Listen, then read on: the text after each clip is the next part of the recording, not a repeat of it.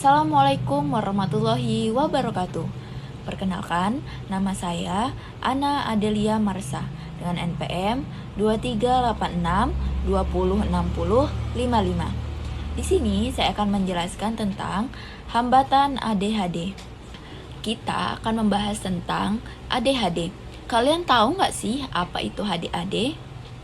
Nah, ADHD atau Attention Deficit Hyperactivity Disorder itu adalah kondisi yang terjadi pada anak-anak atau remaja, orang dewasa pun bisa, yang membuat mereka ini sulit fokus, gampang terdistraksi, dan sering bertindak tanpa berpikir terlebih dahulu.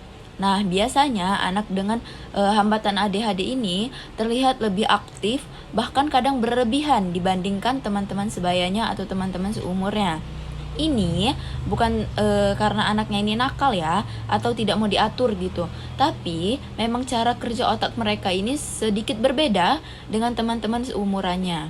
Khususnya pada bagian yang mengontrol fokus, kontrol diri, dan pengambilan keputusan yang ada di diri mereka. Misalnya saat di kelas, mereka ini bisa saja kayak tiba-tiba berbicara tanpa izin, menyela saat guru berbicara, melamun saat guru menjelaskan.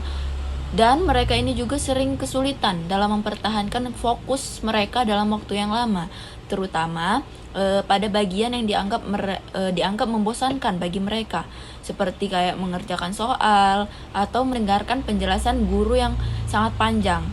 Nah, anak ADHD ini biasanya mulai terlihat sejak usia dini, terutama saat anak-anak ini mulai memasuki masa sekolahnya, yang dimana yang di sekolah itu yang dituntut fokus, tenang, dan mengikuti aturan sekolah. Ada 3 ciri utama yang sering terlihat pada anak ADHD. Yang pertama ada kurang perhatian. Anak dengan ADHD ini sulit fokus, sering lupa dan tidak teliti. Yang kedua ada hiperaktif. Anak dengan ADHD ini sangat aktif dibanding teman-temannya, seperti tidak bisa diam dan selalu bergerak. Yang ketiga ada impulsif. Anak ini sering bertindak tanpa berpikir terlebih dahulu, seperti suka memotong pembicaraan atau menjawab pertanyaan yang belum selesai ditanyakan oleh guru. Hambatan yang dialami oleh anak ADHD. Ada beberapa hambatan atau terutama di lingkungan sekolah dan saat mereka bersosialisasi. Ada sulit fokus dalam belajar. Nah, mereka dengan gangguan ADHD ini mudah terdistraksi oleh hal-hal kecil seperti suara, gerakan teman, atau bahkan pikiran mereka sendiri. Dan tidak bisa diam. Nah, anak dengan ADHD ini sering bergerak, gelisah, atau mengetuk-ngetuk meja mereka. Dia sulit mengikuti instruksi. Nah, kayak terutama pada instruksi yang panjang atau terdiri dari beberapa step atau langkah sekaligus itu mereka sulit untuk mengertinya. Kesulitan dalam bersosialisasi.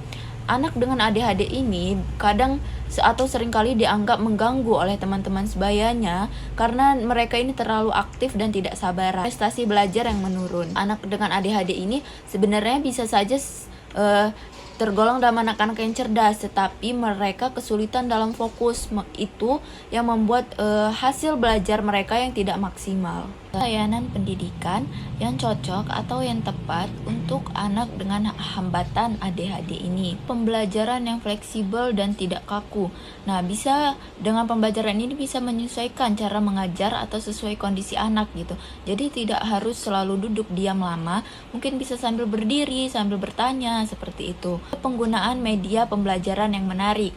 Nah, mungkin bisa menggunakan video animasi, gambar, permainan edukatif, atau aktivitas langsung supaya anak dengan hambatan ADHD ini tidak cepat bosan dalam kelas. Waktu istirahat atau jeda aktivitas, seperti memberikan kesempatan anak untuk bergerak agar energinya tersalurkan, seperti itu. Lingkungan belajar yang minim gangguan. Misalnya anak dengan hambatan ADHD ini ditaruh duduk di bagian depan, atau jika ada teman yang sama-sama aktif bisa dijauhkan, seperti itu agar tidak mengalihkan perhatian yang lain. Kerjasama antara guru dan orang tua. Nah, ini sangat penting karena agar pendekatan di rumah dan di sekolah itu konsisten, seperti itu. Jadi anak ini tidak terdistract dengan pembelajaran yang berbeda-beda. Jadi karena pembelajaran di sekolah dan di rumah itu sama, jadi mereka gampang lebih fokusnya, gampang mencerna bagaimana yang baik dan mana yang buruknya.